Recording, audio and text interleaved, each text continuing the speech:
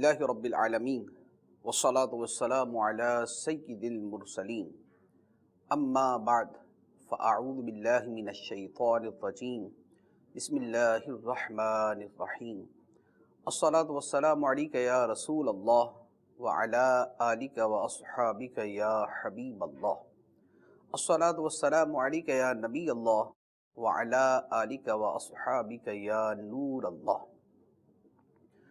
اللہ عز و جل کے حقوق کے بارے میں ہمارا سلسلہ جاری تھا اور اس میں پہلا حق اللہ تعالیٰ کی معرفت، اس کے اوپر ہم نے اپنے پچھلے سلسلوں میں کلام کیا کہ اللہ تعالیٰ کی معرفت حاصل کرنے کا ذریعہ کیا ہے، مختلف ذرائع بیان کیے گئے۔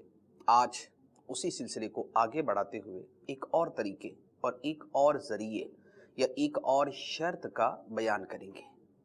اللہ تعالیٰ کی معرفت کے حوالے سے ہم نے یہ بات پہلے بیان کی تھی کہ معرفت کا تعلق دل کے ساتھ ہے۔ اللہ تعالیٰ کی معرفت بندے کے دل کو حاصل ہوتی ہے اور دل اس معرفت کو پانے والا ہے اور دل کو وہ معرفت حاصل ہوتی ہے۔ اس لیے صوفیہ کرام، علماء کرام بطور خاص دل کے حوالے سے بہت کلام کرتے ہیں، اور قرآن مجید میں بھی اللہ تبارک و تعالیٰ نے دل کے معاملے کو نہایت شرح و بسط کے ساتھ بیان فرمایا۔ چنانچہ قرآن مجید میں ارشاد ہوتا ہے، اللہ تعالیٰ نے فرمایا أَفَمَنْ شَرَحَ اللَّهُ صَدْرَهُ لِلْإِسْلَامِ فَهُوَ عَلَى نُورٍ مِّن رَبِّهِ، تو کیا وہ شخص کہ جس کا سینہ اللہ نے اسلام کے لیے کھول دیا تو وہ اپنے رب کی طرف سے ایک نور پر ہے۔ اللہ تعالیٰ نے یہاں پر تقابل کیا ہے اس شخص کے ساتھ کہ جس کا سینہ تنگ ہے اور اس کے اندر اسلام کا نور داخل نہیں ہوا، لیکن ہماری جو گفتگو ہے وہ بیسیکلی اسی حصے کے ساتھ متعلق ہے، اور وہ یہ ہے کہ اللہ تعالیٰ فرماتا ہے کہ اللہ تعالیٰ کسی کے سینے کو اسلام کے لیے کھول دیتا ہے۔ اب جو بالکل ابتدائی صورت ہے وہ تو ہر مسلمان کو حاصل ہے کہ ہر مسلمان کا سینہ اسلام کے لیے کھلا ہوا ہے، اللہ تعالیٰ نے کھولا ہے، تبھی وہ نور اسلام پر ہے۔ لیکن اس شرح صدر کے مراتب ہیں، مقامات ہیں، مدارج ہیں۔ کسی کا سینہ تھوڑا کھلا ہے، کسی کا سینہ زیادہ کھلا ہوا ہے، کسی کو اس سے زیادہ شرح صدر حاصل ہوتا ہے، اور اب اس شرح صدر کی وجہ سے وہ جو بندہ اپنے رب کی طرف سے نور پر ہوتا ہے تو اس نورانیت کا مرتبہ بھی مختلف ہو جاتا ہے۔ جیسے مثال کے طور پہ قرآن مجید میں ہی اللہ تبارک و تعالی نے نبی کریم صلی اللہ تعالی علیہ وآلہ وسلم کو ارشاد فرمایا الم نشرح لک صدرک، اے حبیب کیا ہم نے تمہاری خاطر تمہارے سینے کو کشادہ نہیں کر دیا، کھول نہیں دیا؟ اب آیت میں اس سورہ الم نشرح کے اندر نبی پاک صلی اللہ تعالی علیہ وآلہ وسلم کے شرح صدر کا ذکر ہے، اور یہ بات بالکل بدیہی ہے اور واضح ہے اور ہر بندہ سمجھتا ہے کہ جو شرح صدر اللہ تعالیٰ نے اپنے پیارے حبیب صلی اللہ تعالی علیہ وآلہ وسلم کو عطا فرمایا وہ کائنات کے اندر کسی اور کو عطا نہیں کیا۔ اسی طرح شب معراج کا جب ہم واقعہ پڑھتے ہیں تو اس میں بھی وہ روایت موجود ہے کہ جبرائیل امین علیہ السلام سونے کا ایک تشت، ایک تھال لے کر آئے اور نبی پاک صلی اللہ تعالی علیہ وآلہ وسلم کو لٹا کر آپ کے سینہ اقدس کو کھولا گیا اور قلب اطہر دل مبارک کو اس میں سے نکال کر اس سونے کے تھال میں رکھا، اور پھر ایک نور کا بھرا ہوا ایک اور برتن، اس میں جو نور تھا وہ نبی پاک علیہ السلام کے قلب مبارک میں انڈیل دیا گیا اور پھر اسے بند کر کے دوبارہ سینہ اطہر کے اندر رکھ دیا گیا۔ یہ روایت کے اندر موجود ہے۔ اور یہاں پر جو نور نبی پاک علیہ السلام کے قلب اطہر میں ڈالا گیا وہ کیا تھا کہ آگے جو معراج میں مشاہدات کرنے ہیں، جو آسمانوں کی سیر کرنی ہے، جو اللہ تعالیٰ کی نشانیاں دیکھنی ہے، جو عرش سے اوپر جانا ہے، جو اللہ تعالیٰ کا قرب پانا ہے اور جو خدا وند قدوس کا دیدار حاصل کرنا ہے، اس کے لیے آپ کے قلب اطہر کے اندر اتنی طاقت آ جائے کہ آپ اس کو برداشت کر سکیں۔ تو آپ دیکھیں، شرح صدر ہے، دل کی کشادگی ہے، اور نبی پاک صلی اللہ تعالیٰ علیہ وآلہ وسلم کا جو شرح صدر ہے اور آپ کے جو دل کی کشادگی ہے، وہ اللہ تعالیٰ کی مخلوق میں سب سے زیادہ ہے کہ آپ کو اللہ تعالیٰ نے سب سے زیادہ اپنی معرفت عطا فرمائی۔ تو یہ ایک جو انتہائی مرتبہ تھا، میں نے اس کے حوالے سے کلام کیا کہ شرح صدر کے مرتبے ہیں، مدارج ہیں۔ صدیق اکبر رضی اللہ تعالیٰ عنہ کو جو معرفت حاصل تھی، وہ صحابہ کرام میں کسی اور کو حاصل نہیں تھی۔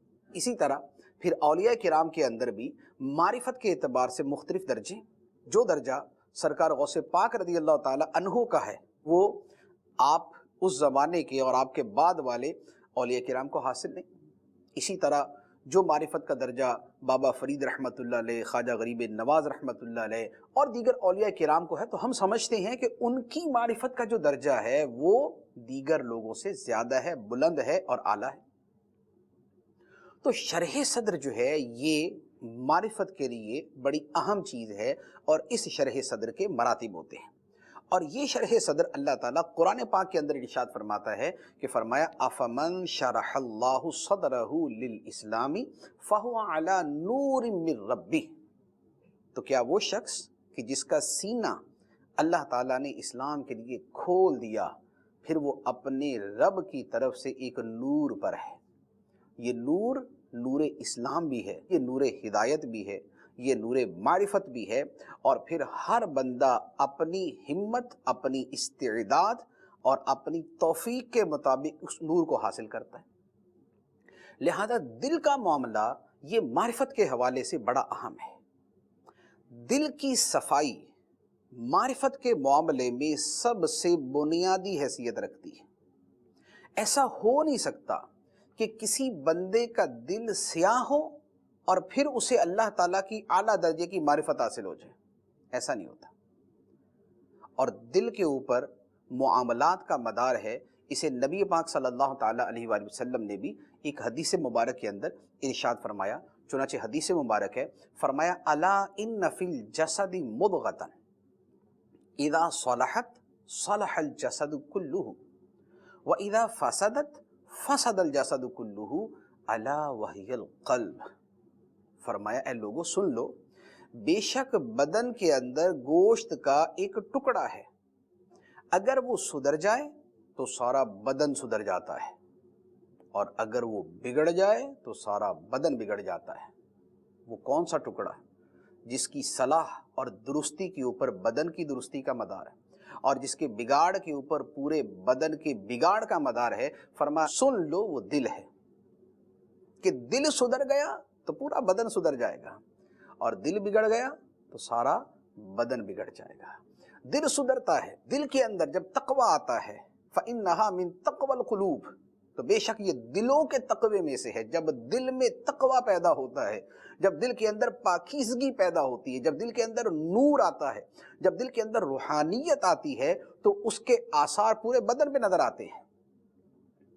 آنکھیں جھک جاتی ہیں، حرام نہیں دیکھتی، کان تلاوت قرآن اور نعت حبیب خدا صلی اللہ علیہ وآلہ وسلم سننے لگتے ہیں، زبان اللہ کا ذکر کرنے لگتی ہے، ہاتھ اللہ تعالیٰ کی اطاعت کے کاموں میں ہی استعمال ہوتے ہیں، قدم خدا کی بندگی اور فرما برداری کے مطابق ہی اٹھتے ہیں۔ جب دل سدھرتا ہے تو اعضاء کے اوپر اس کے اثرات نظر آنا شروع ہو جاتے ہیں، پھر نمازوں کا خشوع بھی نصیب ہوتا ہے، پھر تلاوت کی توفیق بھی نصیب ہو جاتی ہے، پھر تلاوت کے اندر دل بھی لگتا ہے، پھر عبادات کے اندر رغبت بھی پیدا ہوتی ہے، پھر سجدوں کا شوق بھی پیدا ہوتا ہے، پھر عبادت کی لذت بھی نصیب ہوتی ہے، پھر ایمان کی مٹھاس بھی ملنا شروع ہو جاتی ہے، پھر قلب کو صفائی ملتی ہے۔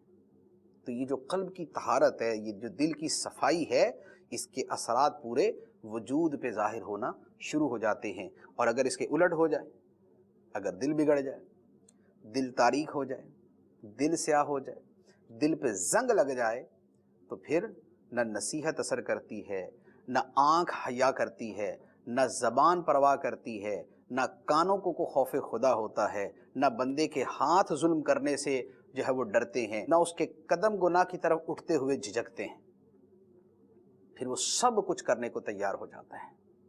اس لیے معرفت کی جو بنیاد ہے وہ ہے ہی گناہوں کے ترک پر اور دل کی اصلاح پر۔ دل صاف ہوا تو معرفت نصیب ہوگی، اور دل صاف نہیں ہے تو معرفت نصیب ہونے کا سوال ہی پیدا نہیں ہوتا۔ اسی دل کی صفائی اور دل کے کمال اور دل کی فضیلت کے اعتبار سے اللہ تبارک و تعالی نے قرآن پاک کے اندر ایک اور جگہ بڑی خوبصورت انداز کے اندر ارشاد فرمایا، صحابہ کرام کے حوالے سے یہ کلام ہے، فرمایا وَلَكِنَّ اللَّهَ حَبَّبَ إِلَيْكُمُ الْإِيمَانَ وَزَيَّنَهُ فِي قُلُوبِكُمْ وَكَرَّهَ إِلَيْكُمُ الْكُفْرَ وَالْفُسُوقَ وَالْعِصْيَانَ۔ فرمایا لیکن اللہ نے تمہارے نزدیک ایمان کو محبوب بنا دیا، اور وہ ایمان تمہارے دلوں میں مزین کر دیا، سجا دیا، اور تمہارے نزدیک کفر کو اور فسق کو اور گناہ کو ناپسندیدہ بنا دیا۔ یہ اللہ تعالیٰ نے اپنے فضل کا، اپنے کرم کا، اپنی رحمت کا بیان فرمایا کہ جو صحابہ کرام کے اوپر تھی۔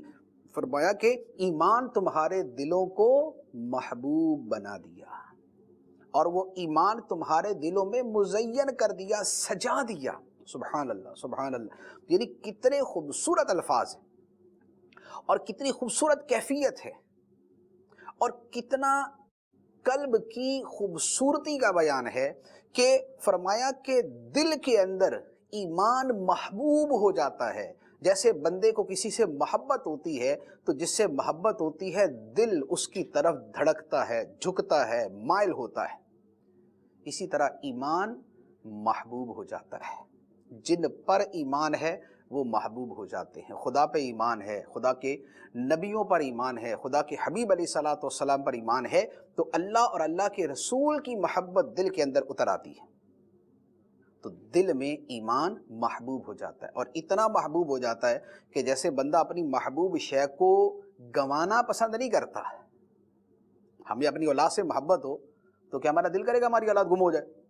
کسی میلے میں، تماشے میں، کھیل میں، روڈ پہ، سڑک پہ ہماری اولاد گم ہو جائے؟ نہیں، ہم اپنی جان قربان کر دیں گے کہ ہماری اولاد جو ہے وہ گم نہ ہو۔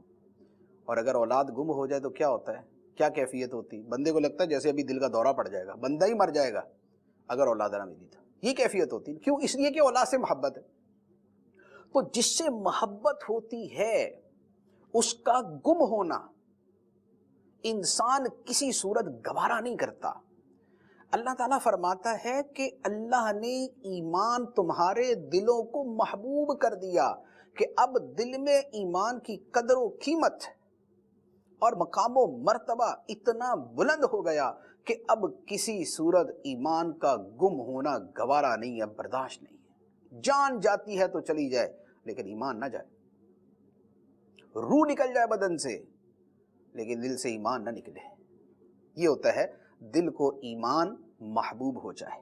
اور اگلی بات کتنی خوبصورت ارشاد فرمائی، فرمایا وَزَيَّنَهُ فِي قُلُوبِكُمْ، کہ یہ ایمان تمہارے دلوں کو محبوب بھی اور تمہارے دلوں میں سجا بھی دیا۔ سبحان اللہ، یعنی جیسے ہم سجاوٹ کرتے ہیں اور سجاوٹ ہمیں بڑی بھلی لگتی ہے، خوبصورت لگتی ہے، ہم بڑا اچھا فیل کرتے ہیں، ایمان دلوں میں سج گیا۔ دل کی جو سجاوٹ ہے، جو روشنی ہے، جو اس کی ڈیکوریشن ہے، جو اس کی ایک ایڈورنمنٹ کہہ لیں آپ، وہ کیا ہے؟ وہ ایمان کے ساتھ ہے۔ دل میں ایمان ہے تو گویا دل سجا ہوا ہے۔ تو جب ایمان دل میں ایسا ہو جائے پھر اللہ تعالیٰ کی معرفت ملتی ہے، اور پھر ایمان کی محبت کے ساتھ اور بھی ہے وَكَرَّهَ إِلَيْكُمُ الْكُفْرَ، کفر سخت ناپسند ہو۔ میٹھے میٹھے نہیں کہ جناب کفر کی بھی خیر ہے جی، ایسا نہیں، ایسا نہیں۔ جس کے دل میں ایمان کی محبت ہے اس کے دل میں کفر کی رعایت پیدا نہیں ہو سکتی۔ یہ بدیہی سی بات ہے۔ ایسا نہیں ہو سکتا کہ ہمیں اپنے باپ سے بھی محبت ہے اور باپ کے قاتل سے بھی محبت ہے، ایسا نہیں ہو سکتا۔ تو یہ نہیں ہو سکتا کہ ہمیں ایمان سے بھی محبت ہو اور کفر بھی ہمیں اچھا ہی لگتا ہو، کفر بھی ہمیں جو ہے وہ ناپسند نہ ہو، ایسا نہیں ہو سکتا۔ لا تجد قوما یؤمنون باللہ والیوم الآخر یوادون من حاد اللہ ورسولہ، اللہ تعالیٰ فرماتا ہے کہ تم ایسی قوم کو پاؤ گے ہی نہیں کہ جو اللہ اور آخرت کے دن پہ ایمان رکھتے ہوں اور پھر اللہ رسول کے دشمنوں سے محبت بھی کرتے ہیں۔ ایسا نہیں ہو سکتا۔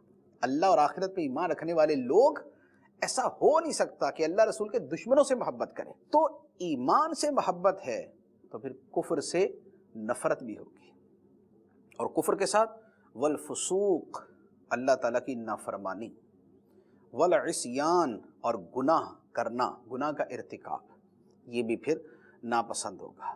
تو قلب کی صفائی جو ہے وہ یہ ہے، قلب کی صفائی یہ ہے، اور معرفت ملتی ہے جب دل صاف ہو، اور دل صاف ہوتا ہے جب ایمان محبوب ہو، دل میں مزین ہو جائے، کفر ناپسند ہو جائے، فسق ناپسند ہو جائے، عصیان، معصیت، گناہ ناپسند ہو جائے، تب دل صاف ہوتا ہے، اور صاف ہونے پر خدا کی معرفت ملتی ہے۔ ایک اور آیت مبارکہ ہے، اللہ تعالیٰ نے کچھ لوگوں کے حوالے سے ارشاد فرمایا۔ کچھ اعراب تھے، عرب کے گاؤں وغیرہ کے رہنے والے لوگ، وہ ایک مرتبہ مدینہ منورہ آئے اور انہوں نے آ کے نبی پاک علیہ الصلوۃ والسلام سے مال کا مطالبہ کیا، جی ہمیں مال دے، جی ہم تو مسلمان ہو گئے، مال دے ہمیں۔ جیسے آج کل بھی ہوتا ہے نا، بعض لوگ اسلام قبول کرنے کی بات کرتے ہیں، جی ہم نے اسلام قبول کر لیا لہذا ہماری مدد کرو۔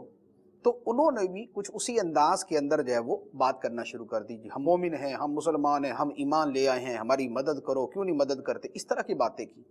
تو اللہ تبارک و تعالی نے ان کے بارے میں ارشاد فرمایا، قالت الاعراب آمنا، یہ اعراب کہتے ہیں، یہ بدو کہتے ہیں کہ ہم ایمان لائے۔ قل لم تؤمنوا، اے حبیب تم ان سے فرماؤ کہ اے لوگو تم ایمان نہیں لائے، ولیکن قولوا اسلمنا، بلکہ تم یہ کہو کہ ہم نے ظاہری اطاعت و فرما برداری کو قبول کیا ہے۔ تم ایمان کی بات نہ کرو، تم یہ بات کرو کہ ظاہری طور پہ ہم نے اسلام کے جو احکام ہیں ان کو تسلیم کر لیا ہے۔ وَلَمَّا يَدْخُلِ الْإِيمَانُ فِي قُلُوبِكُمْ، ابھی ایمان تمہارے دلوں میں داخل نہیں ہوا، ابھی ایمان تمہارے دلوں میں داخل نہیں ہوا، کیونکہ جب ایمان دل میں داخل ہوتا ہے تو پھر اس ایمان کی بنیاد پہ مال نہیں مانگا جاتا۔ تو اب دیکھیں یہاں پر ان کی ظاہری اطاعت کی بات تو کر دی کہ اسلمنا تو بول لو، لیکن آمنا نہ کہو، اور ایمان تمہارے دلوں کے اندر داخل ہی نہیں ہوا، کیونکہ جب ایمان دل میں داخل ہوتا ہے تو کیفیت بدل دیتا ہے، بندے کی حالت بدل دیتا ہے، اس کی اعمال و افعال بدل دیتا ہے، اس کی بہت ساری چیزوں کو بدل کے رکھ دیتا ہے۔ تو لہٰذا دل کی پاکی اور دل کی صفائی جو ہے یہ بڑی ضروری ہے۔ ایک اور آیت مبارکہ میں اللہ تبارک و تعالیٰ نے اسی بات کو ارشاد فرمایا قد افلح من تزکا وذکر اسم ربہ فصلی، فرمایا فلاح پائی، کامیابی پائی اس نے جس نے خود کو پاک کر لیا، جس نے اپنا تزکیہ کر لیا اور اپنے رب کے نام کو یاد کیا، پھر نماز پڑھی۔ اب فلاح کس نے پائی؟ فرمایا جس نے تزکیہ کیا، خود کو پاک کیا، اور اس پاکی کے اندر جو پہلی پاکی ہے وہ دل کی ہے کہ دل کو پاک کیا جائے۔ اور دل کیسے پاک ہوتا ہے؟ جو میں نے عرض کیا کہ دل کی پاکی یہ ہے کہ دل باطنی امراض سے بھی پاک ہو اور ظاہری گناہوں سے بھی پاک ہو، کیونکہ جب بندہ گناہ کرتا ہے تو حدیث مبارک میں ہے کہ جب کوئی بندہ گناہ کرتا ہے تو اس کے دل کے اوپر ایک نقطہ لگ جاتا ہے، سیاہ رنگ کا ایک نقطہ لگ جاتا ہے۔ اگر وہ توبہ استغفار کرتا ہے تو نقطہ مٹ جاتا ہے، لیکن اگر توبہ نہیں کرتا، استغفار نہیں کرتا اور اگلا گناہ کرتا ہے تو اور نقطہ لگ جاتا ہے، اور نقطہ لگ جاتا ہے، حتیٰ کہ پورا دل سیاہ ہو جاتا ہے۔ اور یہ جو پورے دل کا سیاہ ہونا ہے یہ وہ چیز ہے جسے قرآن نے زنگ فرمایا ہے کہ یہ زنگ ہے۔ قرآن پاک کی آیت فرمایا کلا بل ران علی قلوبہم ما کانوا یکسبون، ہرگز نہیں بلکہ ان کے دلوں پر زنگ چڑھ گیا، ان لوگوں کے دلوں پہ زنگ چڑھ گیا۔ کیوں؟ ما کانو یکسبون، ان کے اعمال کی وجہ سے، ان کے گناہوں کی وجہ سے، ان کی بد اعمالیوں کی وجہ سے، ان کی کرتوتوں کی وجہ سے ان کے دل کے اوپر زنگ چڑھ گیا۔ تو اب دل کے اوپر اگر زنگ چڑھا ہوا ہے تو پھر دل صاف نہیں ہو سکتا۔ صاف تو وہ ہے نا جس سے زنگ اترا ہوا ہے۔ کسی شیشے کے اوپر زنگ لگا تو اس کو صاف تو نہیں بول سکتے، لوہے پہ زنگ لگا اسے صاف تو نہیں بول سکتے۔ صاف وہ ہے جس سے زنگ اترا ہوا، اور زنگ کیا ہے؟ گناہ، گناہوں کا بڑھنا، بڑھتے جانا، زیادہ سے زیادہ ہوتے جانا، یہ زنگ ہے، یہ گناہ ہے۔ تو جو دلوں کی پاکی ہے یہ معرفت الہی کے لیے بڑی ضروری ہے۔ اسی لیے آپ اولیاء کرام کے احوال پڑھیں، وہ سب سے پہلی توجہ دل کے اوپر کرتے تھے، دل کی صفائی کو سب سے زیادہ فوکس کرتے تھے، اس کے اوپر زیادہ توجہ دیتے تھے، اور یہ بڑا ضروری ہے۔ دل کی صفائی بڑی ضروری ہے، کیونکہ اگر دل ہی ٹیڑھا ہے، اگر دل ہی ٹیڑھا ہے اور دل ہی زنگ آلود ہے تو معرفت کہاں سے آئے گی اس کے اندر؟ اور اس لیے قرآن پاک نے ہمیں ایک دعا بھی سکھائی کہ اللہ تعالیٰ کی بارگاہ میں دعا کرے، ربنا لا تزغ قلوبنا بعد اذ ہدیتنا وہب لنا من لدنک رحمہ انک انت الوہاب۔ اے ہمارے رب، لا تزغ قلوبنا، ہمارے دلوں کو ٹیڑھا نہ کرنا، بعد اذ ہدیتنا، بعد اس کے کہ تو نے ہمیں ہدایت عطا فرما دی ہے، تو نے ہمیں ہدایت عطا فرمائی ہے تو ہمارے دلوں کو اب ٹیڑھا نہ کرنا، اور ہمیں اپنی پاس سے رحمت عطا فرمانا، رحمت ہبا کرنا، اپنے فضل سے، اپنے کرم سے ہمیں رحمت دینا، بے شک تو بہت عطا کرنے والا ہے۔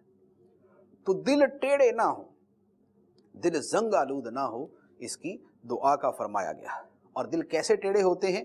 جیسے میں نے پہلے بھی عرض کیا کہ باطنی جو گناہ ہیں، دل کا زنگ ان سے بھی ہے، جو باطنی گناہ ہے دل کا زنگ ان سے بھی ہے، اور جو ظاہری گناہ ہے دلوں کا زنگ اس سے بھی ہوتا ہے۔ جس بندے کے دل میں حسد ہے، کیا اس کا دل صاف ہو سکتا ہے؟ نہیں۔ جس کے دل میں کینہ ہے، کیا اس کا دل صاف ہے؟ جس کے دل میں تکبر ہے، کیا اس کا دل صاف ہے؟ جس کے دل میں ریاکاری ہے، کیا اس کا دل صاف ہے؟ جو شہرت کا بھوکا ہے، جو نام و نمود کا طلبگار ہے، جو شہرت چاہتا ہے، جو نام چاہتا ہے، جو فیم چاہتا ہے، جو پاپولر ہونا چاہتا ہے، جو کہتا ہے لوگ میری تعریف کریں، میری چاپلوسی کریں، میری خوش آمدید کریں، کیا اس کا دل صاف ہے؟ ہرگز نہیں، اس کا دل صاف نہیں ہے۔ اسی طرح جس کے دل کے اندر دنیا کی محبت رچی بسی ہے، جس کے دل کے اندر آخرت سے غفلت ہے، جس کے لیے مال ہی سب کچھ ہے، جس کے دل کے اندر دوسروں کی خیرخواہی نہیں، شفقت نہیں، تو کیا ایسے بندے کا دل صاف ہے؟ نہیں، یہ تو آلودہ ہے، یہ تو ناپاک ہے، اس کے دل کے اندر تو گندگی ہے، اس کے دل کے اندر غلاظت ہے، تو یہ دل صاف نہیں ہے، یہ دل صاف نہیں۔ اچھا، یہ باطنی اعمال کے حوالے سے میں نے عرض کیا، تکبر ہے، حسد ہے، بغض ہے، کینہ ہے، اور عداوت ہے، اور دوسروں سے نفرت ہے، اور دوسروں کی بدخواہی کا ذہن ہے، یہ سب جو ہے یہ باطنی امراض۔ اسی طرح اللہ تعالیٰ سے توکل میں کمی ہے، صبر میں کمی ہے، شکر میں کمی ہے، قناعت میں کمی ہے، یہ سب جو ہے یہ دل کی صفائی نہ ہونے کی علامتیں ہیں۔ لیکن ظاہری گناہ بھی ایسے ہیں کہ جن سے دل پہ زنگ لگتا ہے، صفائی ختم ہو جاتی۔ وہ کیسے؟ قرآن مجید کے اندر ہے، اس کا ذکر قرآن مجید کے اندر ہے۔ میں آیت مبارکہ عرض کرتا ہوں۔ اللہ تعالیٰ قرآن پاک میں ارشاد فرماتا ہے، فرمایا وَإِذَا سَأَلْتُمُوهُنَّ مَتَاعًا فَاسْأَلُوهُنَّ مِنْ وَرَاءِ حِجَابٍ ذَلِكُمْ أَطْهَرُ لِقُلُوبِكُمْ وَقُلُوبِهِنَّ۔ فرمایا اور جب تم عورتوں سے کوئی سامان مانگو، ازواج مطہرات کے حوالے سے ابتدائی طور پہ یہ آیت ہے کہ جب جاؤ اور کسی سے کوئی مانگنا ہے کچھ کہ ابھی یہ چیز دے دیں، تو فرمایا فَاسْأَلُوهُنَّ مِنْ وَرَاءِ حِجَابٍ، تو پردے کے پیچھے سے سوال کرو۔ جب عورتوں سے کچھ مانگنا ہو تو پردے کے پیچھے سے سوال کرو، آمنے سامنے آ کے نہیں، پردے کے پیچھے سے۔ کیوں؟ فرمایا ذَلِكُمْ أَطْهَرُ لِقُلُوبِكُمْ وَقُلُوبِهِنَّ، فرمایا کہ یہ طریقہ تمہارے دلوں کے لیے اور ان کے دلوں کے لیے زیادہ پاکیزہ ہے، یہ زیادہ پاکیزہ ہے کہ پردے کے پیچھے سے سوال کرو۔ یعنی عورتوں سے انٹریکشن ہو اور ان سے کوئی شے لینی ہے تو یوں آمنے سامنے آئیں گے، آنکھوں سے آنکھیں ملائیں گے، ایک دوسرے کا چہرہ دیکھیں گے، تو شیطان بہت سے وسوسے دل و دماغ میں ڈال سکتا ہے، اور یہ دل میں وسوسے آئیں گے تو یہ دل کی طہارت کے خلاف ہیں۔ دلوں میں غلط خیالات آئیں گے تو یہ دل کی طہارت کے خلاف ہیں۔ تو فرمایا پردے کے پیچھے سے، جیسے آپ کسی کے گھر جائیں اور کوئی شے لینی ہے تو بھئی عورت جو ہے وہ پردے کے پیچھے سے پکڑا دے اور بندہ لے لے بس۔ لیکن یہ جو آج کا طریقہ کہ جناب بالکل آمنے سامنے کھڑے اور کوئی پرواہ ہی نہیں، یہ کوئی اسلامی طریقہ نہیں، اور پھر جو اس کے نتائج نکلتے ہیں وہ بھی سامنے کہ اس کے نتیجے کیا ہوتے ہیں۔ تو یہ چیزیں جو ہے یہ ذرا غور کرنے کی ہے۔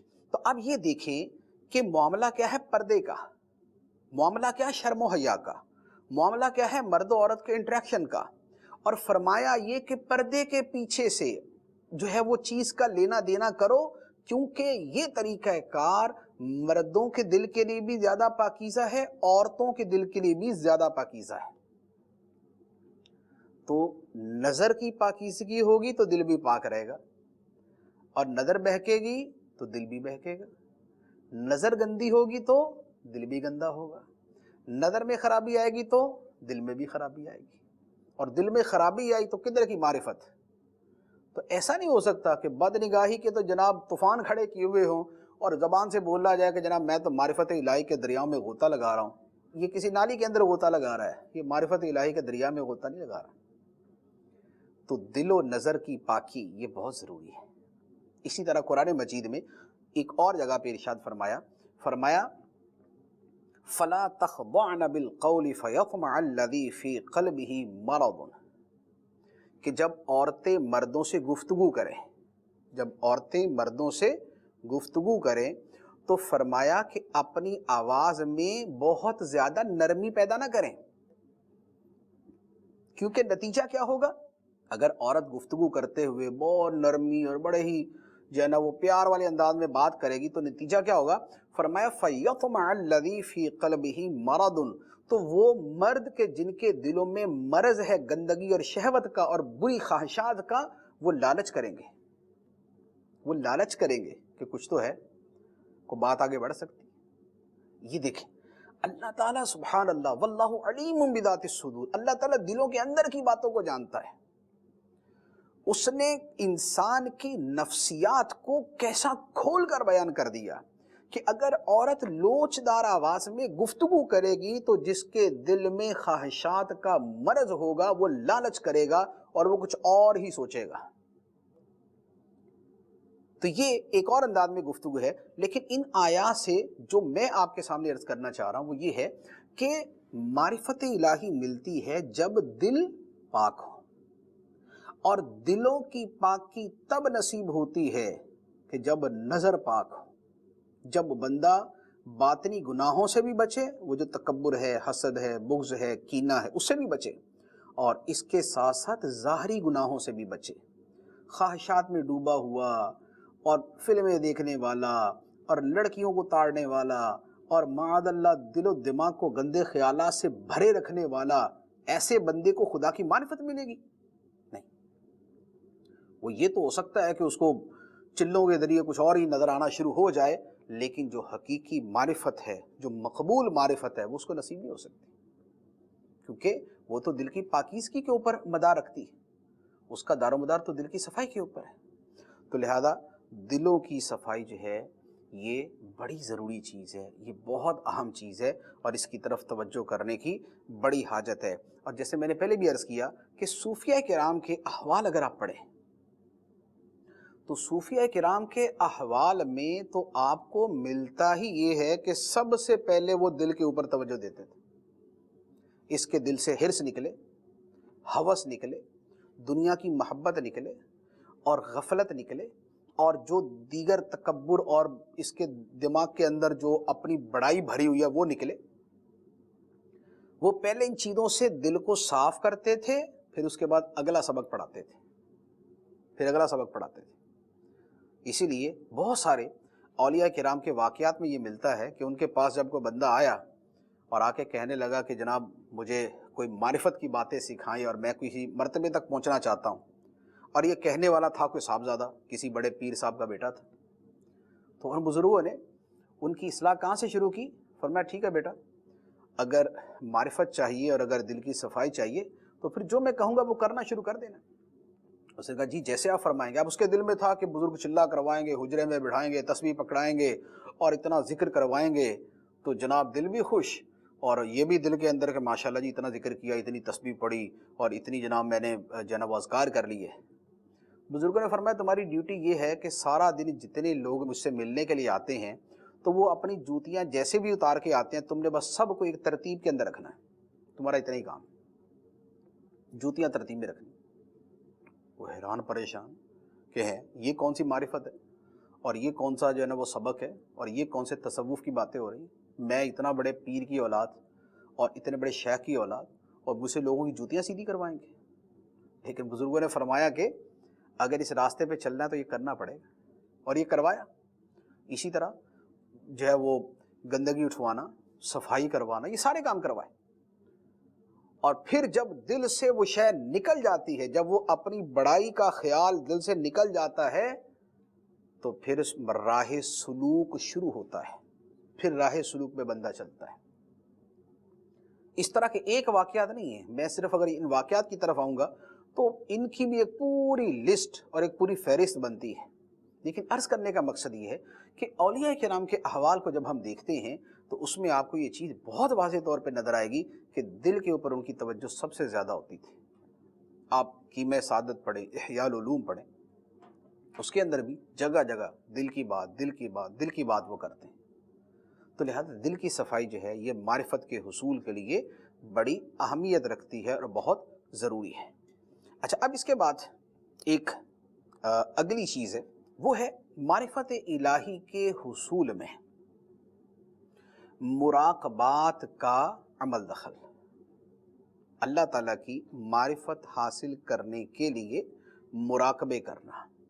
مراقبہ کسے کہتے ہیں؟ میڈیٹیشن ہم انگلش کے اندر اس کے لیے عام لفظ بولتے ہیں، میڈیٹیشن، مراقبہ کرنا۔ مراقبے جو ہے وہ مختلف مقاصد کے لیے کیے جاتے ہیں۔ غیر مسلم بھی مراقبے کرتے ہیں لیکن ان کے مقاصد کچھ اور ہوتے ہیں۔ ان کا مقاصد ایک ذہن کو سکون دینا اور پیس آف مائنڈ، ان کے عام طور پہ ان کے مقاصد میں یہ ہوتا ہے۔ اچھا، کچھ غیر مسلم مذہبی طور پہ بھی کرتے ہیں تو وہ اپنے دیوی دیوتاؤں اور بتوں وغیرہ کے حوالے سے کرتے ہیں، لیکن اولیاء کرام کے اندر بھی مراقبے کا طریقہ رائج تھا۔ مراقبہ بیسیکلی کیا ہوتا ہے؟ وہ یہ ہے کہ معرفت الہی کے حصول کے لیے ایک بڑی اہم چیز یہ ہے کہ بندے کا دل و دماغ خیالات سے پاک ہو۔ منتشر خیالات جو انسان کے دل و دماغ میں گھوم رہے ہوتے ہیں ان سے اس کا دل دماغ خالی ہو جائے اور وہ فوکس ہو جائے اپنے مقصود کے اوپر۔ اور کامیابی کے اصولوں کے اندر یہ بات لکھی ہوتی ہے کہ کامیاب بندہ تب ہوتا ہے جب وہ اپنی ساری توانائیاں اپنے مقصد پہ لگا دے۔ تو مراقبہ کیوں ہوتا ہے؟ مراقبہ اس لیے ہوتا ہے کہ ہم جیسے انسان ہیں، اگر ہم غور کریں ہمارے دل میں ہر وقت خیالات کی لہریں اور بحریں چل رہی ہوتی ہیں۔ ابھی بیٹھے بیٹھے کبھی وہ خیال، کبھی وہ خیال، کبھی وہ خیال، کبھی وہ خیال۔ ہم نماز پڑھنا شروع کرتے ہیں، کیا ہوتا ہے؟ 2 رکعت کی نماز کے اندر 15-20 خیالات تو ہمارے آئے ہی آئے۔ یہی ہوتا ہے ہمارے ساتھ، ہر بندہ ہم سمجھتے ہیں۔ مراقبہ اس لیے ہوتا ہے کہ تاکہ ذہن کو اس بات کا عادی بنایا جائے کہ وہ ادھر ادھر کے جو خیالات ہیں ان کو نکال دے اور جو اصل مقصد ہے اس کے اوپر فوکس ہو جائے، اس کے اوپر جم جائے۔ یہ پریکٹس کرتے کرتے پھر جو مطلوب ہے، جو اللہ تعالیٰ کی صفات کے حوالے سے اور اس کی شانوں کے حوالے سے اور جو ان مراقبات کے ذریعے حاصل کیا جاتا ہے، ان کو اپنے ذہن میں رکھ کر ان کے حوالے سے مراقبہ کیا جاتا ہے، اور پھر ان چیزوں کا فیضان اور ان کے انوار اور ان کی تجلیات آنا شروع ہوتی ہیں۔ اور یہ مراقبہ جو ہے یہ کوئی ایسی چیز نہیں ہے کہ یہ کوئی نئے سرے سے ایجاد کی گئی ہے، یہ قرآن و حدیث سے یہ بھی ثابت ہے۔ قرآن پاک کے اندر اللہ تعالیٰ نے ارشاد فرمایا وَلْتَنْظُرْ نَفْسٌ مَّا قَدَّمَتْ لِغَدٍ، اور ہر جان یہ دیکھے کہ اس نے آنے والے کل کے لیے کیا بھیجا ہے، یعنی قیامت کے لیے کیا تیاری کیا، کیا اعمال آگے بھیجے۔ اس کو دیکھے، اس پہ غور کرے۔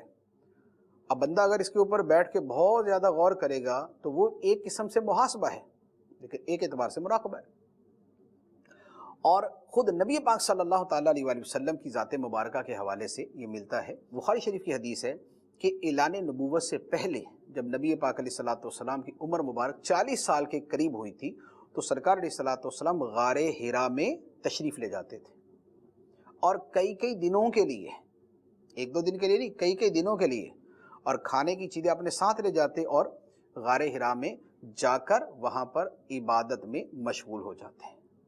اور وہاں عبادت کیا ہوتی تھی؟ کوئی نماز تو نہیں ہوتی تھی اس وقت، ابھی تو نبوت کا اعلان بھی نہیں کیا تھا، کوئی نماز تو نہیں تھی، وہ تو کیا تھا وہ؟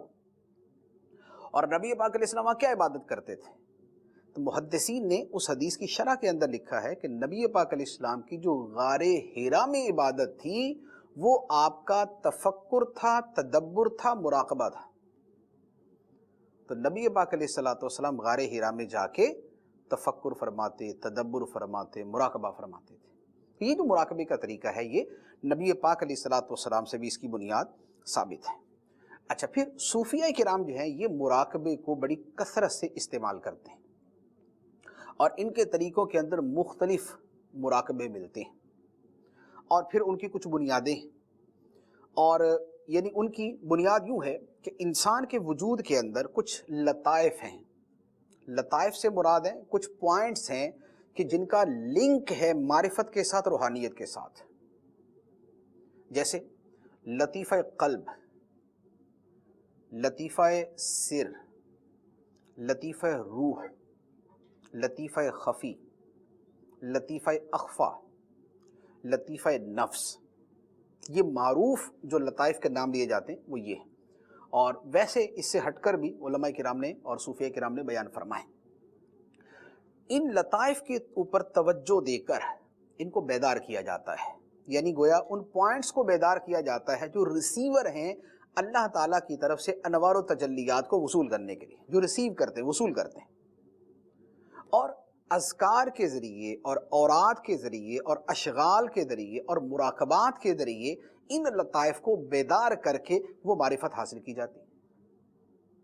اور پھر اس کے پورے طریقے ہیں، خاص طور پہ نقشبندی سلسلے کے اندر تو اس طرح کے کثیر مراقبات موجود ہیں، تقریباً 36 کے قریب مراقبات جو ہے وہ بیان کیے جاتے ہیں، ابتدا سے لے کر پھر وہ مرتبہ احمدیت، مرتبہ محمدیت اور قرآن اور خانہ کعبہ، حقیقت احمدیہ، اس طرح مختلف مراقبات ہیں۔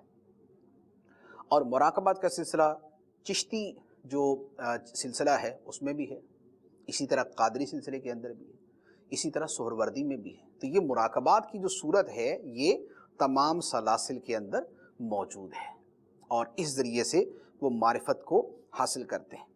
اچھا، اب اس کے اندر ایک میں چیز عرض کرتا ہوں کہ جیسے اب اس کا ایک قسم کا تھوڑا سا میں طریقہ بیان کر دیتا ہوں۔ ویسے تو مراقبے کے حوالے سے ایک چیز میں عرض کر دوں کہ مراقبے خود نہیں کیے جاتے، یہ کسی کی زیر نگرانی کیے جاتے ہیں، ورنہ یہ بھی ہوتا ہے کہ بعض اوقات الٹے ہی اثرات آ جاتے ہیں، آدمی کو غلطی کرتا ہے اور اس کا نقصان اٹھاتا ہے۔ اب مثال کے طور پہ صوفیہ کرام کس طرح مراقبہ کروائیں گے؟ ان میں سے بعض یوں بھی کرواتے ہیں کہ کچھ قرآن پاک کی آیات ہیں، ان کے چھوٹے سے جو جملے ہوتے ہیں اس جملے کو اس کے دل و دماغ کے اندر بٹھا دیتے ہیں۔ جیسے قرآن پاک کی آیت ہے، اللہ تعالیٰ ارشاد فرماتا ہے وَنَحْنُ أَقْرَبُ إِلَيْهِ مِنْ حَبْلِ الْوَرِيدِ، اور ہم بندے کی شاہ رگ سے بھی زیادہ اس کے قریب ہیں، ہم بندے کی شاہ رگ سے بھی زیادہ اس کے قریب ہیں۔ اللہ تعالیٰ ہماری شاہ رگ سے بھی زیادہ ہمارے قریب ہے، علم کے اعتبار سے، قدرت کے اعتبار سے۔ اب اس کو صوفیہ کرام فرماتے ہیں کہ تم اس شے کے اوپر غور کرو کہ اللہ تعالیٰ اپنی شان کے اعتبار سے ہماری شاہ رگ سے بھی زیادہ قریب ہے، اس کی انوار و تجلیات کو اپنے وجود کے اندر محسوس کرو۔ اب جب بندہ اس کا مراقبہ کرتا ہے تو اس آیت کے جو انوار ہوتے ہیں اور اس کی جو حقیقتیں ہوتی ہیں وہ اس بندے پہ کھلنا شروع ہوتی ہیں، لیکن چونکہ شیطان ڈنڈی مار سکتا ہے، ہو سکتا ہے کچھ اور ہی دکھا دے، لہذا یہاں پر شیخ کامل کی ضرورت ہوتی ہے، وہ فرق کرے گا کہ جو تمہیں نظر آ رہا ہے وہ شیطان کی طرف سے یا رحمان کی طرف سے۔ اچھا، اسی طرح قرآن پاک کی آیت ہے وَهُوَ مَعَكُمْ أَيْنَمَا كُنْتُمْ، اور اللہ تمہارے ساتھ ہے اے لوگو تم جہاں بھی ہو۔ اللہ اپنے علم اور اپنی قدرت کے اعتبار سے تمہارے ساتھ ہے اور اپنی شان کے مطابق تمہارے ساتھ ہے۔ اب جب بندہ مراقبہ کرتا ہے اور اس مراقبے کے اندر وہ اس بات کو اپنے دل و دماغ میں رکھتا ہے کہ اللہ تعالیٰ میرے ساتھ ہے، تو کیا ہوتا ہے کہ اس کے ذریعے ایک تو سیدھی بات ہے کہ بندہ گناہوں سے بچے گا، کہ جب اس کے دل و دماغ میں یہ چھایا ہوا ہے کہ اللہ تعالیٰ اپنے علم و قدرت سے میرے ساتھ ہے، تو بندہ کیا گناہ کرے گا، تو ایک تو گناہ سے بچتا ہے۔ دوسرا، جب اس مفہوم کو اپنے دل و دماغ میں اتارتا ہے تو پھر اس کے ذریعے اس کے دل کی صفائی ہوتی ہے اور دل کے اندر انوار آتے ہیں، اور ان انوار کے تھرو اس کے دل کے اندر معرفت آتی ہے۔ تو یہ مراقبات کا ایک بڑا مختصر سا میں نے سلسلہ عرض کیا، ورنہ اس کے اوپر پوری کتابیں موجود ہیں مراقبات کے حوالے سے۔ تو یہ ایک مزید طریقہ ہے اللہ تعالیٰ کی معرفت کے حصول کا۔ ایک اور طریقہ، اور وہ ہے عام فہم سا طریقہ، وہ ہے دعا، کہ دعا مانگی جائے کہ اللہ تعالیٰ ہمیں اپنی معرفت سے سرفراز فرمائے۔ تو دعا بھی ایک بڑا اہم ذریعہ ہے۔ نبی پاک صلی اللہ علیہ وآلہ وسلم، جن کو اللہ تعالیٰ نے آسمان و زمین کا اور ما کانا و ما یکون کا علم عطا فرمایا تھا، اس کے باوجود حکم تھا قل رب زدنی علما، اے حبیب تم یوں دعا کرو، اے میرے رب میرے علم میں اور اضافہ فرما دے۔ تو اب نبی پاک علیہ السلام کے علم میں کیا اضافہ ہونا تھا؟ سب تو پتہ تھا آپ کو۔ وہ جو اضافہ تھا وہ اللہ تعالیٰ کی معرفت کے حوالے سے، کیونکہ اللہ تعالیٰ کی معرفت اللہ متناہی ہے، تو وہ معرفت کے اندر اضافہ تھا۔ تو یہ دعا ہے، اس دعا کے ذریعے بھی معرفت کی دعا کی جا سکتی۔ اس کے علاوہ ہم اپنے عام الفاظ کے اندر بھی دعا کر سکتے ہیں۔ تو دعا بھی ایک ذریعہ ہے اللہ تعالیٰ کی معرفت کے حصول کا۔ تو یہ وہ ذرائع ہیں جن سے اللہ تعالیٰ کی معرفت حاصل کی جاتی ہے، جن کے اوپر ہم نے کچھ تفصیل کے ساتھ کلام کیا، اور اب معرفت الہی کی جو مزید مباحث ہیں ان کے اوپر انشاءاللہ عز و جل اگلے سلسلوں میں کلام کریں گے۔ اللہ تبارک و تعالی ہمیں عمل کی توفیق عطا فرمائے اور اپنی معرفت سے سرفراز فرمائے، آمین بجاہ النبی الامین صلی اللہ علیہ وسلم۔ اللہ